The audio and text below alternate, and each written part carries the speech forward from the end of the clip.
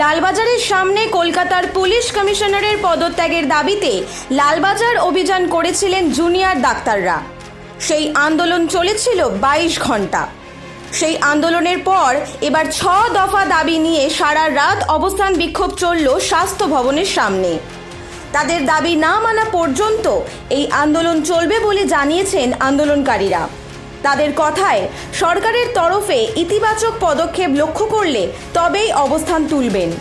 Junior ডাক্তারদের এই আন্দোলনকে সমর্থন করেছেন সিনিয়র ডাক্তাররাও, পাশে থাকার আশ্বাসও দিয়েছেন তারা।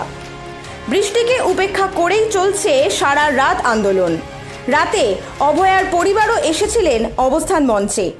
নির্যাতিতার পরিবার প্রশাসন বিরুদ্ধে একরাশ ক্ষোভ প্রকাশ করেছেন অবস্থান মঞ্চ থেকে। আন্দোলনকারীদের পাশে দাঁড়িয়েছেন সাধারণ মানুষ। কাল রাত থেকেই অবস্থানরত জুনিয়র ডাক্তারদের জন্য খাবারের ব্যবস্থা করলেন তারা। জুনিয়র ডাক্তারদের হাতে তুলে দিলেন বিভিন্ন রকম খাবার। অবস্থান মঞ্চের পাশে বায়ো টয়লেটের ব্যবস্থা করা হয়েছে আন্দোলনকারীদের জন্য। Bureau report, Bengal journal.